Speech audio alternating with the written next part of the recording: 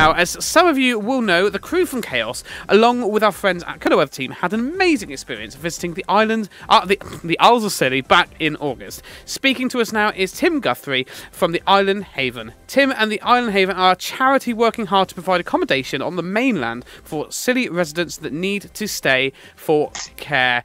I want to say first a good afternoon to Tim. Hello. Hi, Pudge. How are you? I'm doing very well, thank you. How are you doing? Good. Well, we're all okay over here. Sun's shining, so all is right with the world. Beautiful. Same here, I must admit. It's getting a little warm. I've got the AC on, but it's struggling a bit today. The heat's been quite up there, hasn't it? The last few days especially. Yeah, we struggle a bit sometimes when the weather gets this hot because we very often get sea fog, which is not great for the islands. Sea fog? As it tends to... Yeah, we had a lot of fog yesterday, actually. We had no flying for majority of the day yesterday, which quietens things down a bit. But yeah, here we are. Blimey, I've never really heard of that. Obviously, I've had fog, just never thought of sort of sea fog as a thing. But yeah, I mean, obviously, it makes sense when you think about it. Yeah, well, I suppose the water's still a little cold around us. So when the air's very, very hot, if you get any condensation in the air, it tends to linger a bit. But it's thankfully something that's very rare, fairly rare here.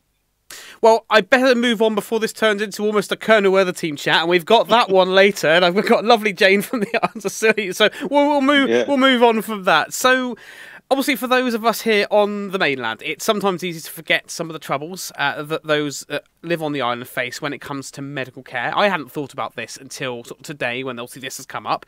Tim, could you tell us a bit more about the challenges that come with this? Well, it's a challenge for islanders. It always has been, really. It's also a challenge for our visitors at this time of the year, where we're probably our general occupancy goes up from just over 2,000 to 6,000 people. Wow. If you have an accident, then you have to be flown away to Trelisk, and that can leave you and your loved one, who hopefully is flown with you at the time, having a huge difficulty for accommodation. As I'm sure everyone in Cornwall's aware, to get a bed space in Cornwall today is almost impossible. So it creates a huge problem on that front. Equally, if you're an islander and you're needing some sort of prolonged medical treatment, which doesn't necessarily mean that you have to have a hospital bed all the time, then you've got to find yourself accommodation on the mainland. And that can be a very expensive operation, if you'll pardon the pun. We have some very great people in the Truro area, Manning's Hotel, who've always helped islanders out very much. But if you have to go for sort of radiography or radiology treatment or some form of cancer treatment, and you're there for a prolonged period of time, a hotel stay really does become significantly financially preclusive. So. Absolutely. I mean, thinking about it, I mean, if you think about, I mean, I've been up to Devon before with people who've had to go into Derriford. My friend that's on the Creature Feature show here has had to do that. My mum's had to go up there. Even for me to go up and be with them, even just on the mainland, I still have to find a hotel or somewhere to stay. But you're trying to fly over from another island. I can imagine a lot of people don't think about that. Myself, I'd never thought about that before. No, it's very difficult. We've had situations where people have been also. I mean, anywhere you look in the NHS now, bed space is absolutely premium. So very often, if you've had gone over for an accident and you've taken up a bed space, you can be perhaps discharged at 6 o'clock in the evening, or whenever the bed is needed. You can get a sort of even an overnight discharge in some cases. So therefore, if you're from the islands, unless you've got relatives or friends on the mainland who can come and pick you up and offer you a bed space overnight, it becomes a hugely difficult thing. We had a young lady who was over for a pregnancy problem some years ago, was released from the hospital at 2 a.m. And ended up spending the night on Truro Station because it was the only place she could find to put a roof over her head. Now, this in 2021, is not really acceptable any longer. And you mentioned Derriford. There is actually a hospital hotel at Derriford now as well, which we're modelling the Island Haven on. I actually had the pleasure to stay in that one just for one night with my mum, bless her, before she had the operation. And I think it's an absolutely brilliant idea. And I want to obviously go on more to, obviously the whole point of this interview, to go on to talk about that. But I just want to go back to one point you made. Did you say it increases from 2,000 to 6,000 people on the island? Yeah, we're about treble. Well, as Cornwall, if you look at the numbers who come into Cornwall in the tourist season, yeah, we go up to from about 2 to 6, thereabouts, 5,500, 6,000. I can imagine you definitely feel that as well, being on the island. It's not exactly the largest of places in the world. Does it get incredibly busy, or? Fudge is absolutely amazing. You can go on a boat full of 100 people or 60 people up to St Agnes in the morning. You have two boatloads going up there, and you would probably leave the quayside and wander around, and you'd be very lucky to see some of those people again until you came back on the quay at 4:30 or 4:45 to come back to St Mary's. The island has this great ability to absorb its visitors, and that's one of its great joys. You know, it's why people come here, for the peace and quiet and the keeping in close contact with nature, really. Every time I talk about the island, I get a need and a want to go over there. I'll move it back now to the Island Haven. So have you noticed the need for this accommodation increase over the years? And we're going to the Island Haven more specifically. When was this idea sort of born? Well, the idea was born the idea has been there in people's minds for a very long period of time. One of our retired GPs, Adrian Davis, was the instigator of this charity, really.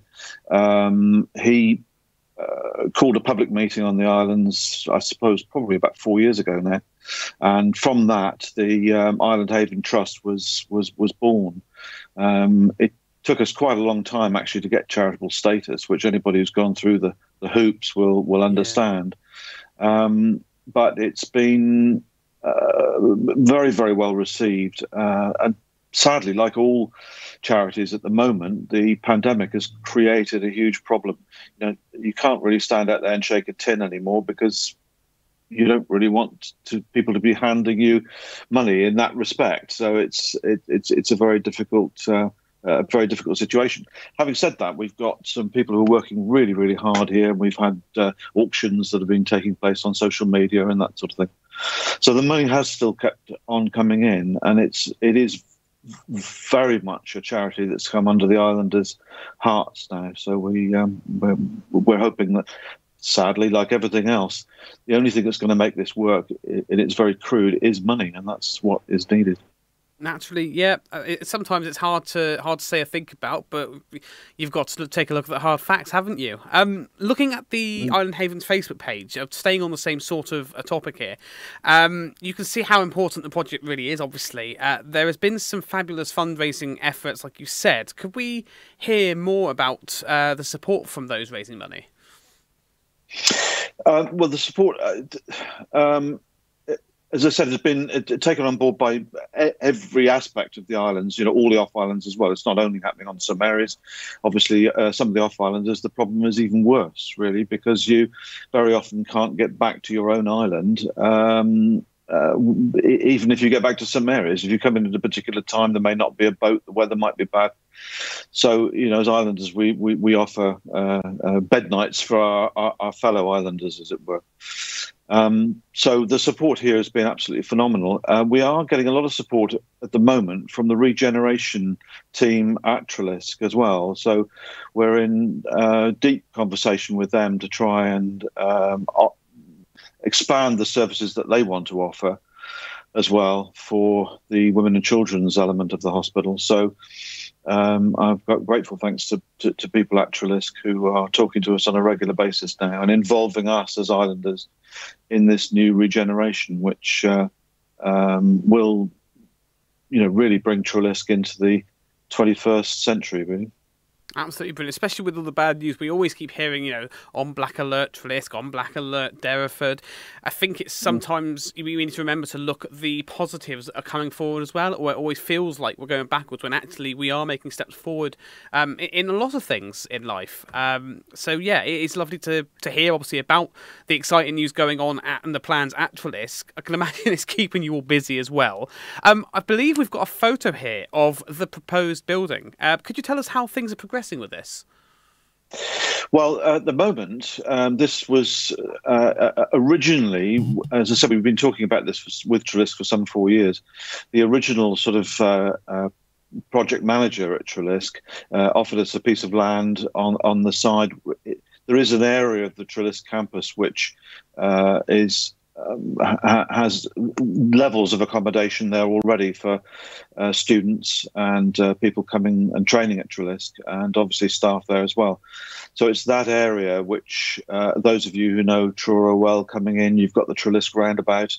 If you progress on into Truro, there's a large bus stop on your left-hand side, and the land behind that is some land that we've been offered.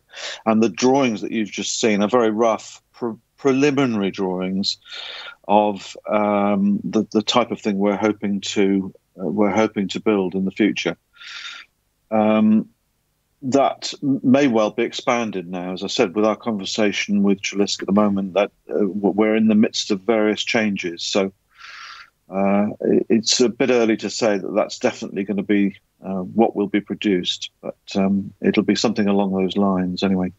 It's looking very, very promising, and I can see where you've drawn from Derriford's, I can't remember what you call it, sort of hotel for the visitors, for the guests. I think it's called the Hospital Hotel now, but it used to be the I can't remember it's the lodge or something, wasn't it? Yes. Yeah. I remember that. Yeah, thank you. Yeah. The word lodge comes to mind, and it was lovely because you have got some. They're not like they're really cheap rooms or anything. I can imagine people would imagine that, but they're really decent rooms, decent beds, and you've got some lovely communal areas there that have been very nicely done. I mean, you've got to imagine the people who are going to use these, a lot of them are going to be under a lot of stress about what's going to happen, what's happening, what's going to happen to their loved ones, etc. And you need something that's going to help them feel a little bit more at ease, and possibly even at home whilst they're there, to help quell that. Because the last thing you need with this kind of thing is stress, isn't it? Absolutely, you're absolutely right. It's the stress level which is the worst scenario. You're under a lot of stress. It may not be you who are going through the treatment, but you could be there with a loved one who's in hospital having to have some sort of emergency surgery or whatever.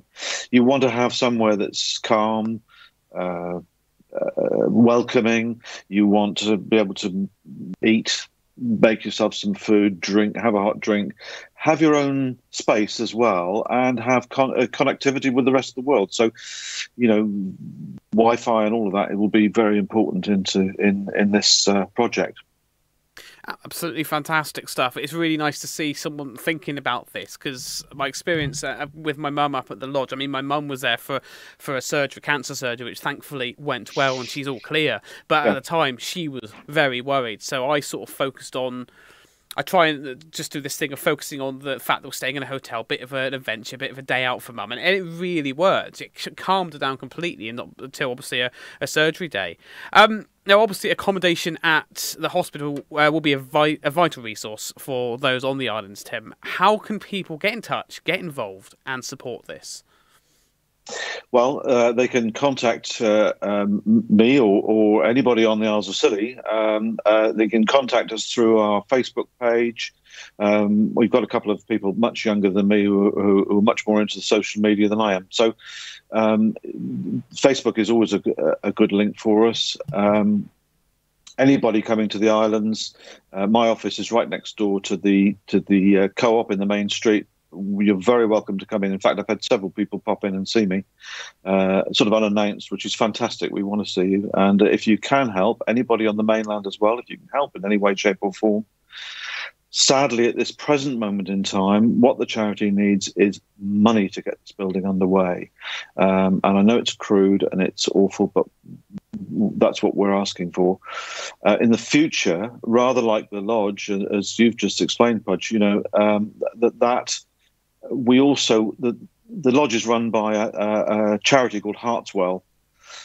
We will be continuing as a charity to offer funding into the accommodation facility, but also for people who are going to be using this facility for a very long period of time. In some cases, you may be coming over for 4 to 6 weeks worth of cancer treatment and away from home. We are hoping that the charity will offer sort of reduced costs so that you're not put under any huge financial burden if you're here living on the islands. Absolutely perfect. I mean, there's so many different situations, aren't there, where different lengths of time, different levels of ability and mobility as well as people. So I can imagine thinking about things like access to all different things can be an absolute nightmare. But Tim, it's been a pleasure talking to you. What an amazing project you've got there. What an amazing charity. I wish you all the best. Keep my fingers crossed, toes crossed, and everything else. Please come back on the show and chat to us again. Tell us how it's going sometime. I'd really be interested in seeing how this goes for you.